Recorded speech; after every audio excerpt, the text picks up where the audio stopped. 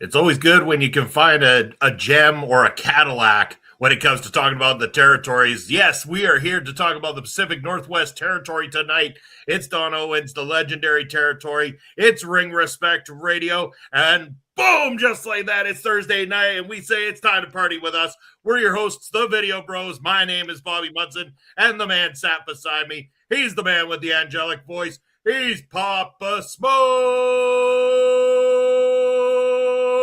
Papa Smokes, happy Thursday. How you doing, brother? Woo, happy Thursday to you, Munson, and happy Thursday to all the wrestling people out there, all the fans of Ring Respect Radio, and anyone that came here to learn about the territory era of professional wrestling. I can tell you somebody who's here already. It's Zach Minger in the house coming in to say hello to us. Hello, Zach. Thanks for being here on a Thursday night. And yes, there we go. Grainmaker Wrestling Podcast. It's Blair from Winnipeg Pro Wrestling. Yes, Bobby Munson and Papa Smokes. You got to carry that has become a legendary way of saying the name over the years here. You know, it just can't be topped.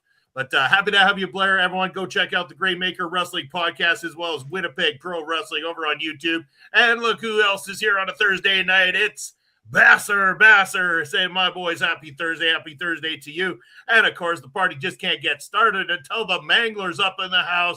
Happy Thursday to Munson and Professor Smokes. Professor Smokes, huh? So is there an official degree somewhere, Professor Smokes, that I don't know about? Like, what are you a professor of exactly? If there isn't, there should be, Munson, and I haven't been studying wrestling all my life for nothing. I should at least get an honorary degree in professional wrestling studies, I think. Fair enough. Okay. I mean, someone make that thing up there for Pop Smoke so he can hang it in his backdrop. Blair's saying the last episode of his podcast had a Bobby Munson name drop on it. Man, that's twice in a short period of time that I've had my name dropped on your pod there, Blair. Blair, I'm gonna reach out to you, my friend. I think at the end of August or early September, we need to hook up a time to get you on the show here with us. So I think I'll reach out to you very, very soon. We got to get you on a Thursday night with us. And yes, Melball Collins in the house here, joining the party. Melball, how are you doing? Thank you for being here with us. It's a Thursday night. We're having a good time. We're going to talk about a history lesson here tonight, of course, so buckle up for that. But in the meantime and in between time, we always got to give this shout out. And it's a shout out to our good friends at Prairie Pro Wrestling with our next big show, Power Trip. Yes, we're going on a Power Trip on August the 29th. You can get your tickets now. Of course, the seats are selling fast, Papa Smokes. You do not want to wait. You don't want to be that person who goes, well, I really wish I would have got a seat. Of course you wish you would have got a seat because this is the go-home show. This is the one that brings it all together, that lays out the plans and gives you that sneak peek into something we call the Ring of Horrors. And yes, I know you want to be part of the Ring of Horrors, but those seats are incredibly difficult to get. Remember, in record-breaking time, we sold out the Ring of Horrors in an hour last time. So what better way to get geared up for that and just to hear the announcement, to know the specific date so that you can be one of the first people to reach out for tickets for the Ring of Horrors. You got to do that by joining us on Saturday, August the 29th. Pop Smokes, how psyched are you going into this one? Extremely pumped for the big show. And if to all the PPW Nation out there, I know that you all want to see Ring of Horrors because that's where the real drama happens. But if you're going to go to that one, you have to go to August 29th as well because that is the one that sets up everything. It'll put all the blocks in place. Everything will be set up for Ring of Horrors. So get there. You can see what's going to happen. You can see the matches as they're being made. You can see the feuds that are going to be solved at Ring of Horrors. You can see all of that. And you're going to want to see this show just to be prepared and to have everything set in your mind for Ring of Horrors. You bet, yeah. And of course, it just wouldn't be Ring Respect Radio leading up to a PPW event, aka Power Trip, coming up without an announcement to make about who's going to be joining us on our preview show. So yes, right here on the channel, Thursday, August the 27th, we're going to be having referee Richard joining us here to talk about his time at the PPW Academy, about his time as a referee and official, now stepping up as one of the lead officials of Prairie Pro Wrestling. And also we're going to talk, he's sitting here with him to discuss Power Trip and Ring of Horrors coming up as well too. I'm looking forward to having Richard on the show here. For those who aren't familiar with him, he is a great dude with a lot of fun stories to tell. It's going to be a great episode. Papa Smokes, I know you're probably also looking forward to a chat with him. Very much so. And I think that the PPW Nation might be a little bit familiar with who he is. I don't know Richard super well either, so I'm looking forward to the chance to get to know him, to ask some hard-hitting questions, and to have a good old time chatting about wrestling, about PPW, and all that stuff. We're going to have fun on August 27th. Oh, hell yeah. And we're going to have fun here on the channel next Thursday as well too, Papa Smokes, because we're going to take a week off from reviews. We're going to take a week off from history lessons. And we're going to have some fun because guess what? We've decided that trivia is back, baby. Yeah, we're bringing trivia back to the channel. So it's Wrestling Trivia Night next Thursday on Ring Respect Radio. You heard it here first. Be part of the live chat, whether it be on Twitch or YouTube, or reach out if you want to be live on the show with us and participate because it's going down next Thursday night. Papa Smokes, are you stoked for the return of Wrestling Trivia? Very much so. You know, I've missed it in the meantime. We haven't had it in some months now, and there's been no trash talking. There's been no rivalries going on here. And I can't even remember who the previous champions of YouTube and Twitch are, but we're just going to start all over again, I suspect. And do we have a theme yet for this show, Munson? Or, where are the questions coming from this time? I have not quite fully decided here yet, Papa Smoke. So no official theme. I'll be working on the questions this weekend. Maybe I'll even do a short video announcement of the theme and the plan for it to lead up to it as part of our promotion for the episode this coming Thursday night. So again, if you've never joined us in that capacity here on Ring Respect Radio, yes, it'll be a Thursday night. There'll be multiple choice questions. You'll have a certain amount of time to answer them. It's all in good fun. We joke around, we keep score, we have bragging rights. It's a good time. Join in and have a blast, man. Have a drink, have a blast, have a good Thursday night. Lead into that weekend because that's what we're about here, leaning into that weekend. At Bob Smokes, we want to do that tonight by taking a trip through history, going a little bit back in time and talking about what got us to where we are in pro wrestling today. And this time we're going to we called it a Cadillac. It is truly a Cadillac of professional wrestling, this one. We're talking about the Pacific Northwest wrestling territory, and we're going to specifically talk a lot about Mr. Don Owen himself. But as always, Papa Smokes, I need you to set the scene. I need you to take us there and give us a little bit of the history of the area and what leads up into Pacific Northwest wrestling. My pleasure entirely, Munson. Let's get started with Trip Through the Territories for this week. We are going to the City of Roses, Portland, Oregon. And let me just ask you quickly, Munson, have you ever traveled in this area? I have not, no. Have you? Okay. Yeah, I have. Just one weekend many years ago, but I've been out to Vancouver and Vancouver Island a number of times. One of those trips, we went down to the coastal Oregon, and I'll always remember it. It's one of the most physically and geographically beautiful places I've ever seen in my life. I've always dreamt of going back. So this podcast is going to be extremely fun for me. Some good memories of Oregon. And let's talk, just lay the facts out a little bit about Oregon. It borders Washington, Idaho, and California, and Nevada also. There is evidence of indigenous habitation there 15,000 years ago, including the Chinook, the Bannock peoples, and the Shasta. After that, it has been explored by Europeans since the 1500s, primarily the Spanish. The Spanish and the French Canadians started pioneering and settling in this area in the 1800s. Oregon is the 9th largest state in the U.S. Mount Hood is its highest peak at 3,429 meters, so a pretty good sized mountain. The topography here is mountainous and volcanic. It varies between rainforest on the coast to desert in the southeast, so very widely varied geography here. Crater Lake is the deepest lake in the U.S. at 592 meters deep. Ooh, that's deep. You know, there's volcanic activity around this area.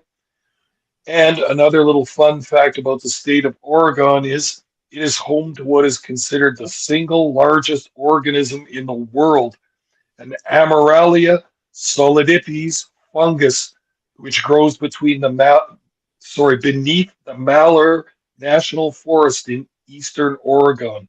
So a massive living organism that is fungi underneath the forest. Isn't that wild, Munson? That's insane. That's, I mean, it's a pretty vast and interesting area. It has so much to offer, and then even have that on top of it all is such a crazy statistic or fact in there as well too. What a fascinating place. Love it. Yeah, very much so. Very, very beautiful state. Now we're going to go to Portland. Portland is not the capital of Oregon. Salem is the capital of Oregon, but Portland is its most populous city at 2.54 million people in the metropolitan area. It is located at the confluence of the Willamette and Columbia rivers. Its major industries are shipping, lumber, and shipbuilding. It is located near the volcanic Mount Tabor and is close to 6 active faults. So again, the west coast of North America, very, very tectonically connected. Lots of fault lines and lots of possible volcanic and earthquake activity there. And Portland, as most people will know, very known for its hipster and art scenes. It has spawned a hippie counterculture scene, a lot of music, a lot of art, a lot of filmmaking going on there. Some of the famous and notable musical acts from there: Elliott Smith, Modest Mouse, pardon me, and the Decemberists. So very, very active art scene and culture. Oh no, we lost Papa Smokes just as he was on a roll. We got a return from last week's dropping in and out scene with Papa Smokes. Hopefully it's not quite the same as last week. Hopefully it's just a slight technical difficulty and we'll have him back on the show in a matter of moments. But it just isn't one of our weekly programs without Papa Smokes dropping out. And yes, hello, Astrid. I know we were on a bit of a roll talking there, so I can officially say hello as we wait for Big Papa to roll back into the backstage area here. So if anybody didn't get to see it last week here on the show, there was several times throughout the program that it happened. And I said we should make a drinking game out of it. We'd all be pretty liquored up if we had a drinking game on the amount of times last time. But he's rolling back in. Hopefully he'll be back on our screens momentarily. We've been missing him. He's loading right now. They're thinking about it. They're thinking about letting him in. They just got to, it's a processing system. They got to make sure it's truly Papa Smokes there on the screen. There is some technical difficulties here. Well, hopefully any moment Papa Smokes will be with us so that we can continue talking about this amazing territory. I would hate to leave everybody with only the stuff that I've got here for you. Oh, he dropped right back out again, man. He is struggling. So we will give Papa Smokes that little bit of extra time here to join us back on the screen. But yes, Portland, as he was saying about the art scene, they're very big in the area. It looks like we may have a Papa Smokes return here. We have him. No video. There's the video. Are you back with us, Papa Smokes? I hope so, Munson. It's looked normal to me the whole time, but apparently I'm popping out again. Let's hope this doesn't become a thing in this episode. All right, fingers crossed. Like I was telling everybody, if we would have made a drinking game out of your disappearances last week, we'd all be fairly liquored up at this time. So. Absolutely. But hate to not have you here, Papa Smokes. So. For sure. Well, let's not waste any time then. Let's get to the early beginnings of professional wrestling in Oregon and Portland, Oregon. Yeah. It has been around since the early 1920s when Ted Thigh, a former wrestler from Australia, started promoting boxing and wrestling in Oregon and in the Portland area. He hired Herb Owen as an assistant. But while he was back in Australia, Herb Owen transferred ownership of the company into his own name. So apparently, business laws not being what they are these days, Herb Owen did what we know in the business to be a double cross, and that is a vicious one. That is a business double cross. While Ted was away, Herb transfers ownership of the company into his own name. Ted Thigh gets back and realizes the rug's been pulled out from under him. He's got no company anymore, and now it's in the Owen family. Herb Owen, the father of Don Owen, who we're going to be discussing at quite a bit of length here, takes control of the company. And this is also going to highlight the State Athletic Commission in Oregon, which is very strict in Oregon and in Washington State. And we're going to find that their rules are very, very restrictive. So they fought an uphill battle really getting their wrestling promotion going in this state because of the State Athletic Commission. And this is something we've seen in previous territories that we've covered here, Munson, is the state athletic commissions. They were never quite sure about professional wrestling. They weren't sure if it was a work. They weren't sure if it was a sport. And they really were restrictive in their laws and their rules about that. So like we've seen in some of the other southern territories as well, they would be a thorn in the side to promoters all this time who really had to jump through hoops to try to get their promotions and their shows off the ground. Yeah, and I mean, you did mention we've mentioned it in other territories as well too. Is that these commissions? It's because kayfabe was so strong and so alive at the time, and nobody, you'd have to be out of your damn mind to want to break that, even to talk to one of these commissions. So you had to have them believe it was real, even if that meant stricter rules and penalties and things like that that you would have to face due to these commissions. And that was definitely no different in Portland, Oregon. For sure. So now that the company is under the control of Herb Owen, he started promoting mostly boxing at first, but eventually moved into wrestling as well. And Herb Owen got his sons, Don and Elton, to help him as assistants, doing all kinds of tasks around the promotion and even sometimes as wrestlers. I'm going to assume job guys at that time. One notable thing about the early days of Pacific Northwest Wrestling is that the future Gorgeous George was spent a lot of time in this area and developed his character. We all know, everybody that studies wrestling history knows Gorgeous George as one of the pivotal characters in all of professional wrestling, who really started developing that gimmick, that persona, that character.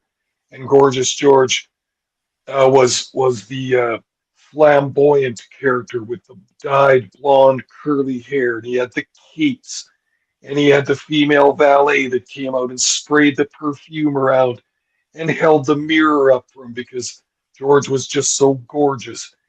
And that was really, he was a pivotal character for all of professional wrestling. Of course, we've seen a million characters like him since, but he was the first one that really took wrestling into the showboat era where it wasn't just a bunch of guys in plain trunks wrestling and having matches and the competition based wrestling.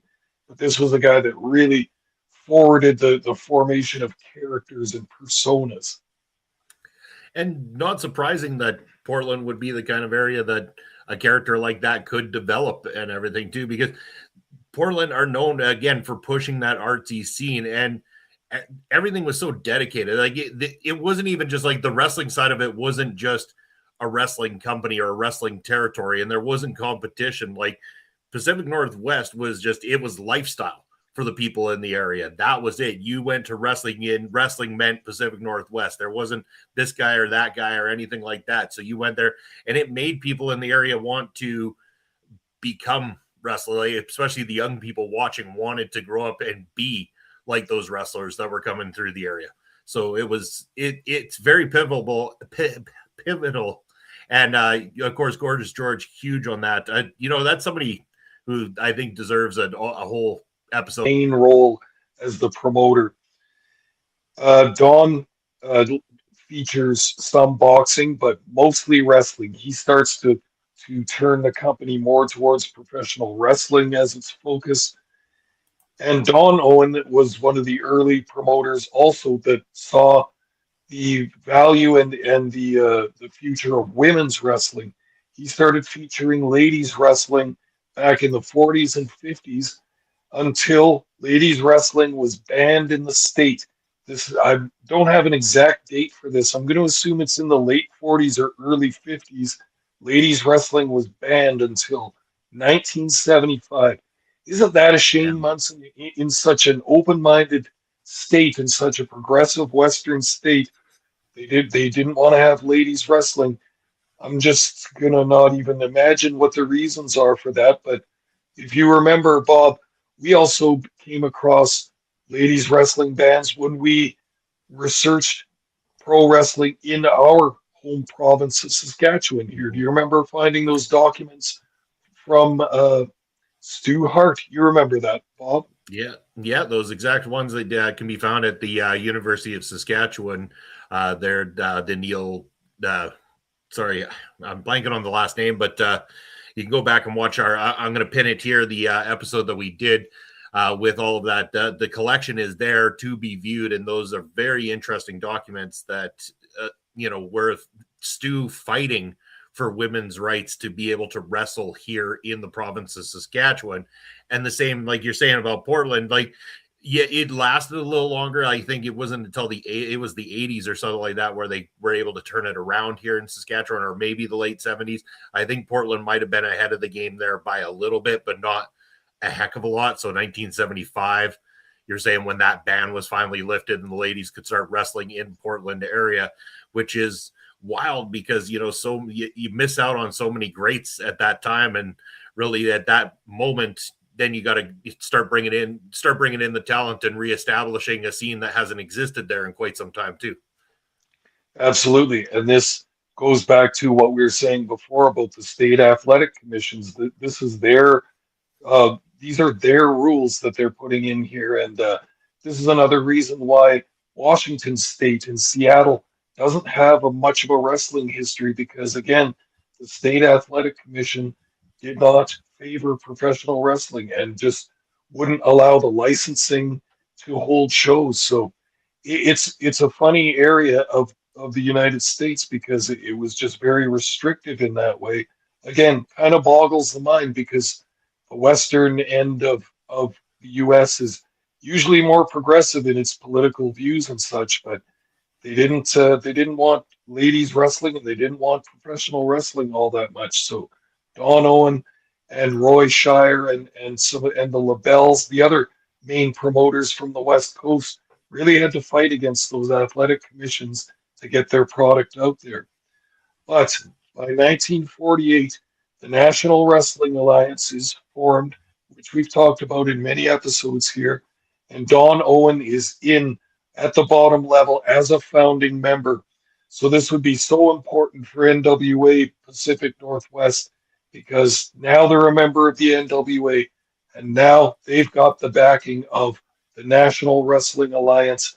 They're going to be on that circuit where they get the top talent in the nation on tour coming through their territory and drawing larger crowds. So this is another huge moment. Don Owen getting in there to the NWA and allowing his fans to be able to see the NWA World's Heavyweight Champion to come through and entertain the fans, giving that legitimacy to his promotion. This would be extremely important in the future in setting up TV deals and drawing large houses in Portland and the surrounding area. Yeah. And Don had such a great reputation, not only working with the NWA, but just in general with a lot of the people in the area as well, too. Like, you go back on these things and there's never a bad word ever said about Don Owen as a promoter, the way he promoted, the way he booked, the way he paid, allowing people to leave for bigger opportunities if they were there. He never held anybody back from reaching their true potential if they thought the opportunity was there for them to do something bigger than what he was offering.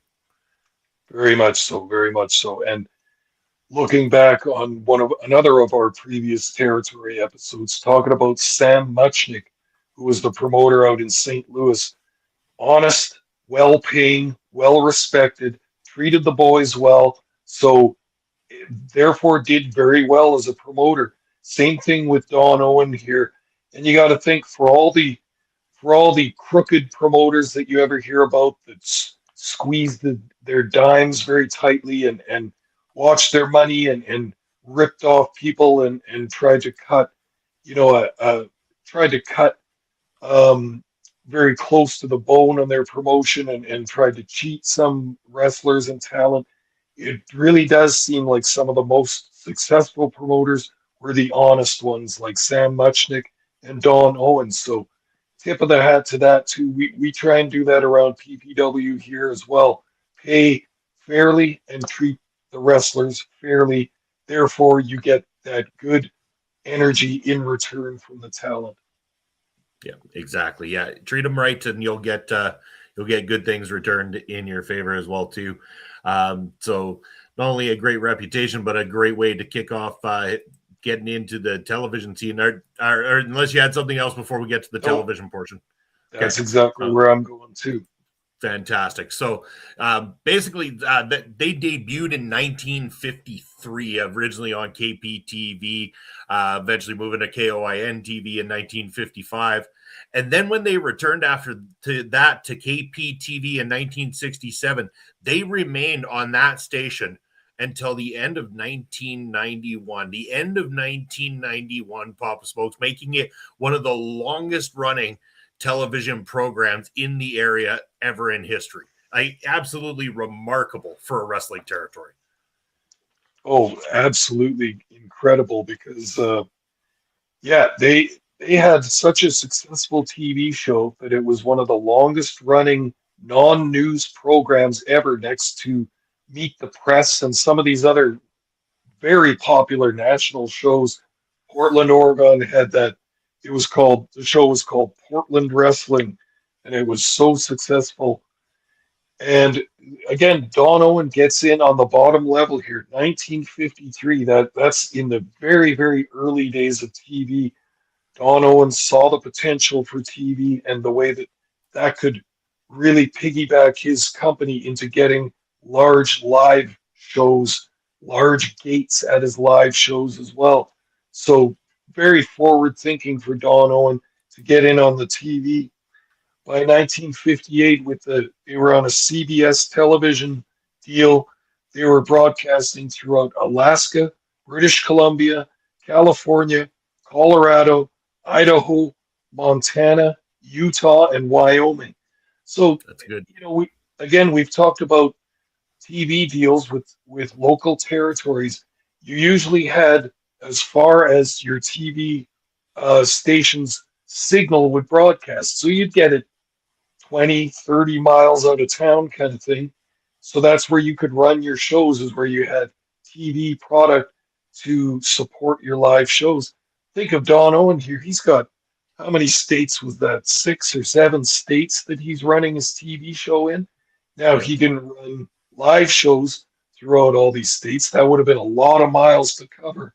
However, he's getting his product out there, and it's doing very, very well, and he's doing well at home. So 1961 in Portland, the Memorial Coliseum opens, and Don Owen starts running there. It's a pretty good sized building. Don't have the numbers here, but it's the size of a proper sports arena, an NBA or NHL sports arena. 1966, Don Owen books a huge show there, featuring a 1 hour Broadway match between Lou Thez and Gene Kiniski. These are both world champions for the NWA at this time. Not both at the same time, obviously, but current and ex-champions. This show draws 15,500 fans, an absolutely massive draw for back then in the early 60s. So Owen really, really getting his foot in the door and getting this promotion off and running fast. By 1967, they lose the CBS deal and move back to KPTV, but the company is still doing well. And then another pivotal thing, another great decision that Don Owen makes in 1968, he buys and renovates an old bowling alley in Portland, which becomes, under his direction, the Portland Sports Arena, the home of Portland wrestling. And this would turn out to be a really, really great moment for Don Owen and Pacific Northwest Wrestling because, yes, truly, this is the home of Portland wrestling. This is where they tape their TV show from now on, from 1968 on, and it becomes a huge part of the identity of Portland wrestling. And just as a quick note here, for anybody that's on X or the former Twitter as it's known, check this page out. It's at PDX Sports Arena. A guy runs this page and he is obsessed with territory era Portland wrestling. And this page is a very interesting treasure trove of information on the Portland Sports Arena and the Portland wrestling promotion. He's got tons of photos, tons of memorabilia, and tons of memories about Don Owen and his promotion. So I don't know if you follow this, Munson, but it's fascinating, and the guy keeps acquiring more and more retro memorabilia from that day. He's getting his hands on not only old tapes, but some of the old seats, some of the old merch, and all kinds of interesting artifacts from back in the territory days for Portland area. Highly recommend giving them a follow. Very, very interesting page. I didn't follow him before, but I follow him now. Pop Smokes, thank you for the recommendation there. Checking them out. Yeah, I thought this was one of the coolest stories about Don buying essentially a bowling alley and turning it into an arena to run his shows, to run his big shows, everything that he needed to do. He owned that building. Such a cool feat. And one of the things I really appreciated about him too was his booking style of way he ran his television. He didn't want to give away his big matches, but he wanted to promote those big matches. So he gave you stuff to build up, and then he gave you something to hype you up for that big main event, making the locals have to buy the tickets, fill that arena, fill that space, come see the big fights there. So he had a real good mind for making it a very sports-minded type of program. But what also helped is the commentator himself, Frank Bonema, who was probably one of the most professional when it comes to being a sports broadcaster in the days of professional wrestling. When you listen to him, he makes it feel very realistic. He makes it feel like this is a legitimate sport the entire time, and he's a very key man in that area for that company right up until his passing in 1981. For sure. I'm glad you brought him up too, because very interesting style of commentating. And Frank did everything. He often didn't have a color man by his side. He would do the announcing by himself, but sometimes having a wrestler or another guest on color. But if you noticed watching some of the episodes of Portland wrestling, of which there are many on YouTube, a whole treasure trove on there of the one channel had 230 episodes or something like that on there, and they're taken straight from VHS, and it's not only the wrestling action, the show itself, but of course you get the commercials in between, which I find absolutely fascinating. The ones from the 70s and 80s. Just a very interesting viewing project to watch some of these shows. But you see that Frank Bonema also did the ad reads for the sponsors and such too, and some of those are absolutely hilarious. Frank looks awesome. He's got the leisure suits, with the funny patterns on them. He's got the big white pointy collar shirt sticking out from underneath, and then he's doing ad reads for some of the local sponsors. There's an audio visual store that he's got. They'll just have a pile of a whole bunch of TVs sitting in the studio, and they'll cut, and Frank will be sitting on top of the TVs doing the ad read for that. They have used and new car dealerships, and they'll sometimes have a truck or a car sitting in the Portland Sports Arena. And Frank will do his read with one of their actual products sitting in there. And then he also does the local reads for the upcoming touring shows that they have in various other towns around Oregon and sometimes into Washington State. Um, the 80 or the 70s and the early 80s became the real heyday of Portland wrestling. They started running spot shows throughout the state, Salem, Eugene, some of the other smaller towns in Washington and Oregon, running every single night of the week. So how busy were those guys just carting the ring around, the ropes, getting the talent there and everything? You know, you and I understand what a huge feat it is to run a show once a month or once every 2 months. Imagine running every single night of the week. So these guys were busy and they were raking in the money, doing very, very well in the 70s and 80s, this being the heyday. Some of after a while, being members of the NWA and running a successful promotion, they started to draw more popular talent and bigger talent. Some names, we could go on and on about some of the names they drew, but some of the regulars being Jimmy Snuka, Playboy Buddy Rose, Roddy Piper, Stan Stasiak, the Moondog Lonnie Main, and Jesse Ventura, just to name a few. So by this time, they're getting popular talent from throughout the U.S. And then that's, of course, going to really make an effect at the gate. Now they're really drawing some big crowds. You bet. And this kind of ties into one of the people that was there during that time as well, too, Pop Smokes. Did you have the note down as to why some of the film of these events still exists? Where we know a lot of territories, it's gotten lost over time because it's on tapes and everything. But outside of what was still captured from people through television replays, outside of that, why some of the material still exists for this particular area? I can't really say why particularly. We've talked about in some of the previous territories that videotapes were very expensive back then. They were 80 to $100 back in the 70s and 80s. So imagine how expensive that would be in terms of nowadays money. So they just would tape over the videotapes and use them several times. No one thought back then, running a weekly TV show that people would actually want to go back and watch previous episodes of it. Of course, having no idea that wrestling historians 50, 60 years later would just be wishing they could watch some of this material. But I can't really say why. I I presume that someone within Owen's company recognized the value of keeping some of those tapes. I imagine that there were some fans that recorded it off of TV, kept an archive, and then that's been uploaded to YouTube and such. I'm presuming it's some combination of those two things, but at any Yeah. rate, we have so much of Portland wrestling remaining that we can really make a good study of this promotion nowadays.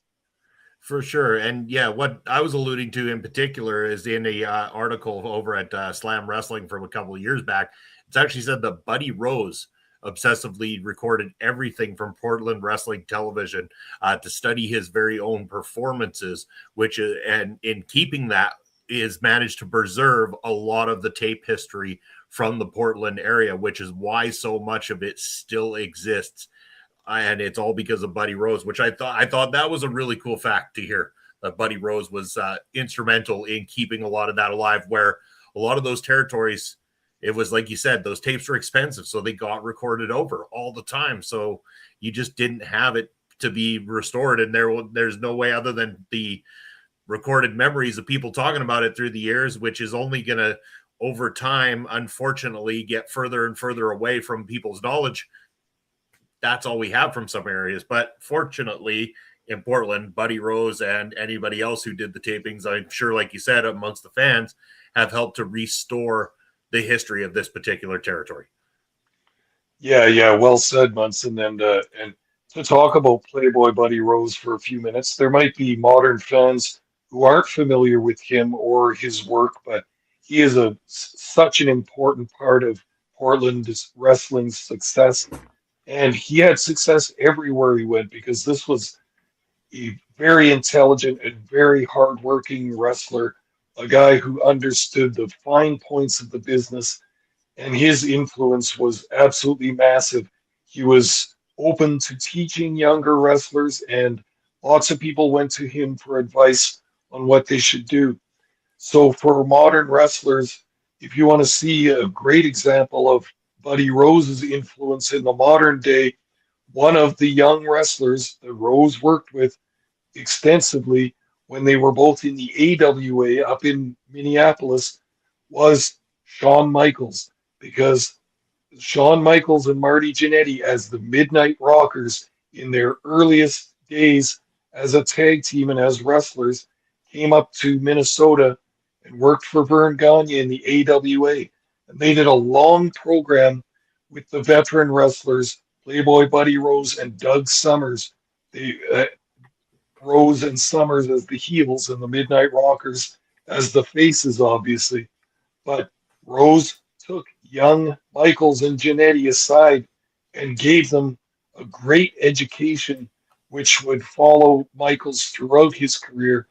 And if you watch Buddy Rose, you can see his influence in some of the ring stylings and promo stylings of Shawn Michaels, who, of course, had the most star studded and Hall of Fame career. But a lot of that stooging that he does, those getting whipped into the corner, doing that somersault over the top, having his trunks pulled down in the back and his butt showing, and a lot of that stooging and a lot of that ridiculous um, heel posturing that he did was taught to him by Playboy Buddy Rose. So imagine that Rose, how much he taught Michaels, and then Michaels teaching in NXT. So a lot of those lessons still alive today. A lot of the influence of Buddy Rose still in the wrestlers of today. Yeah. And you know what? And when you look back on the history of Portland wrestling and Buddy Rose in particular, his name comes up amongst the top feuds with everybody that he had a feud going with. His feud with Roddy Piper, considered one of the greatest feuds in territory wrestling history. Feud with Jimmy Snuka, absolute pure athleticism in that one. And then his feud with Matt Bourne, aka eventually Doink the Clown, had outstanding psychology. And then he goes and has a feud with Rick Martel, and you give you great technical wrestling, which just proved just how many different directions Buddy Rose could take his career at that time, work with all these different levels of professional wrestlers, and come up with something that was gripping to people. They wanted to see it. They wanted Buddy Rose versus any one of those guys because they knew not only the match delivered, but so did the promos and so did everything leading up to it. He was phenomenal at what he did. Very, very much so. And Owen would use Playboy Buddy Rose as much as he could throughout the years. But Rose became in quite a lot of demand also. And you brought up the feud between Rose and Roddy Piper. Now that's a bit of a veteran, and then Piper in his early days. But those two genius minds came together, and that feud went 10 full years in Pacific Northwest Wrestling. And Don Owen got so much mileage out of that. And then remember that by the time those two went on to greener pastures after Pacific Northwest Wrestling, the next place both of them went was New York at the WWF at the time. And months after they left there, both of those guys were on WrestleMania 1. Piper in the main event with Orton and Orndorff against Hogan and Mr. T. And then Playboy Buddy Rose as the curtain jerker in the first match, but under a mask as the masked executioner. But imagine having the WrestleMania 1 as one of your credits. Just unbelievable talent. Yeah, they were there when wrestling changed, and changed it would. I mean, I don't have anything else to go on Portland, but I mean, really the next stage is why they no longer were a thing after a while. But I'm going to turn it back to you before we even get there, Pop Smokes, if you got a few more things to add to the history lesson here. For sure. And as Owen began to get more talent and draw better talent, you would see this sharing go on all up and down the West Coast, from Vancouver in Canada down to San Francisco and Roy Shire, and then of course Los Angeles with the Labels. These promotions were trading talent all the way along, and then Don Owen also had a relationship with Atkinson, also known as Fritz von Erich, out in Dallas, Texas. So you see that kind of weird crossover happening. He trades talents with Dallas, Texas, so that's where you see the Matt Bournes. You see Gino Hernandez up in Portland. You see, I don't think the Von Erichs ever really went up there for much time, but you see the Rip Olivers, you see the Billy Jack Hayneses, and those kinds of talents being traded from Dallas up to Pacific Northwest and back again. So anyway, throughout the 80s, as you said, things change throughout life and throughout the wrestling business. Uh, Don Owen's partner and brother Elton passes away. So this is a main worker in the promotion that dies. And as you mentioned, longtime announcer Frank Bonema dies in his 40s at an unfortunately early age. So that was one of the main identities of Portland wrestling that was gone now too. You can get a replacement, but it's just not the same, and the identity changes. Buddy Rose and Roddy Piper head off to the WWF. So, keeping it going in 1985, Don Owen holds a super card at the Portland Memorial Coliseum to celebrate the Owen family's 60th year in professional wrestling. Isn't that wild, man? How many promoters have that long of a run in the wrestling business? And this is in 1985. He's not even done yet. But Yeah. this card was called the 60th anniversary wrestling extravaganza, and features talent from the NWA, AWA, and WWF. Basically, a lot of familiar faces that had been in the promotion before. We've got Ric Flair, we've got the Road Warriors, Dusty Rhodes, Sergeant Slaughter. So really, really bringing in some heavy hitting talent from the 80s. This card sells out the Coliseum, 13,000 fans. Woo! Big card in the Nice. 80s.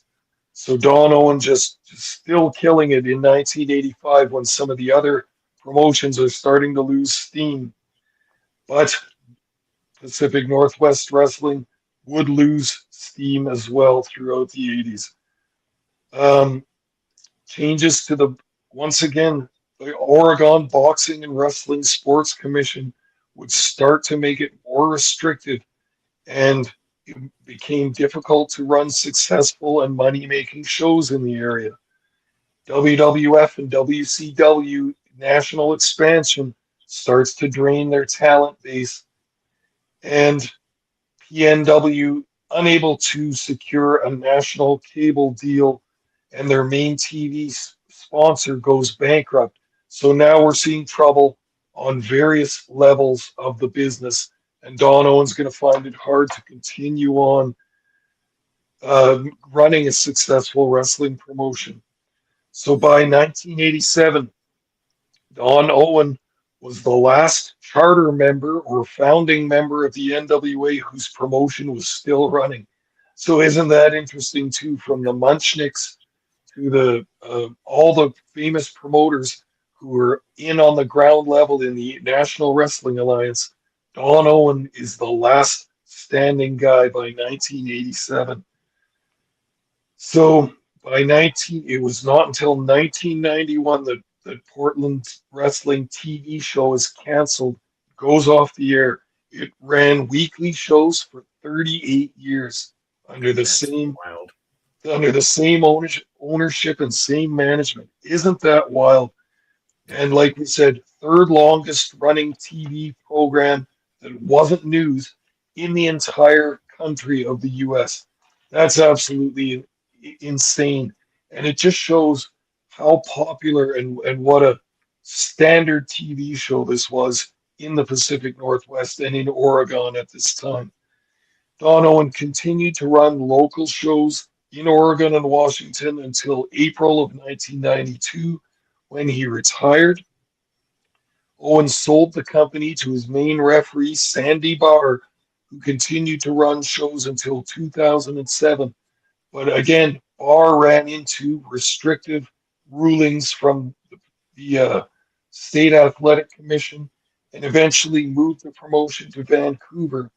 So there you go. That's the swan song for the Portland wrestling promotion as it was known through the Don Owen years. It ended up being not only the talent drain and the TV rights programs, but just those pesky sports commissions really just making it difficult to run a profitable promotion all this time. And eventually they have to leave Portland in order to make a buck in wrestling, move up to Canada in British Columbia. Sandy Barr moves the program out of there.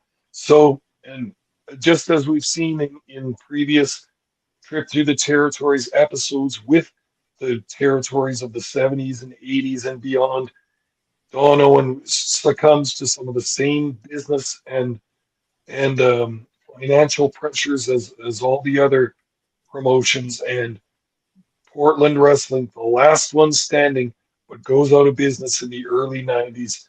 And that's the end of an era right there. Yeah, really hanging on to the bitter end. Don Owen going down with the ship, but really, one of the ones where he didn't necessarily lose out. He didn't necessarily fail. The world around him changed was what it came down to, and the business changed, and that's what inevitably happened to all of the territories. And unfortunately, that was the demise of Portland wrestling, at least at that time. I know since then there's been revivals of independence out in the Portland area, and it's still a very popular sport there. So keep up the great work down there. Loved talking about this one, loved researching it. And again, I'll probably go back and watch even more of the stuff that's on YouTube because there is some great material there, and I encourage everyone to do it. But in the meantime, in between time, Bob Smokes, we're getting close to the top of the hour. I'm going to put that amazing ticker on the screen of yours. Let the people know what you got coming up and where they can reach out to you. All right, everybody. I can be found every Thursday evening on OLE Podcasts and the Video Bros Network on Ring Respect Radio, the exact podcast you're watching and listening to right now. Other than that, I can be found on X at smokes_papa and also allegedly on Twitch at papa_smokes_. That's where you can reach out to Papa Smokes. There's my ticker down below, Bobby Munson. Reach out to me on all social media. You can also catch me this Sunday with Andre C. at 11 a.m. Eastern Time. We are talking the week in sports on Point of View. We're going to be talking about more footy transfers, gearing up for more NFL right around the corner. Our predictions, our fantasy draft, it's all just around the corner, but we got CFL talk. Of course, we had a great chat about CFL this last weekend, so we're going to keep the CFL chatter going this Sunday on Point of View. And you can always catch myself and Papa Smokes every Saturday over the Prairie Pro Wrestling YouTube channel. Check us out for another great matchup this Saturday as El Hijo de la Noches puts his mask and his time in PPW on the line. If he's unmasked by Phil Deadly, he leaves the company, and we also get to find out who's under that mask this whole time. But if he pins Phil Deadly, well, Papa Smokes, we're going to be seeing a lot more of Jorge and El Hijo in Prairie Pro Wrestling. So stay tuned this Saturday to catch up with that. And remember to get your tickets to PPW's Power Trip Saturday, August the 29th. Reach out to us on all social media. And if you're checking out this show, you have done so probably on the Video Bros Network or on OLE Podcast. A ticker down below is going to take you to the social media of OLE Podcast. But we also want you to help support us. If you're watching on Twitch, if you could give us a follow, that would be great. Go ahead and also give us you can give us your sub for the month or your Twitch sub. Anything you can do like that, give us bits. We're happy to take them. Keeps things rolling here on the channel. And over on the YouTube side, we're partnered up over there. So if you got a live stream like this, you want to give us a super chat, super stickers, anything like that, those are available right in the live chat format here. But if you're watching on replay, there's multiple things you can do. At the very least, we hope that you'll take a moment to subscribe to the channel, turn on the notification bell, give the video a thumbs up, and leave us a comment in the comment section below. Well, the one thing Pop Smokes know, and I know, and we know a lot of you are doing it, and we love you for it because it's gotten us up that hype chart a couple times already, and we want to do it again. Boom, pull out your damn phone. And it's been about 24 hours since this live stream. You can go on here, flip on over to where it says give hype points, and up to 3 times per week, you can give out hype points. And we want to share that love here with the Video Bros on Ring Respect Radio so that we can go up the hype charts. We can get more people filing in for trivia next Thursday night because that's what we love to do. Share our name around. Let's get the place hopping for next Thursday. But in the meantime and in between time, that's been Ring Respect Radio. We're the Video Bros, and we're bidding you a very good night. Take care, everybody.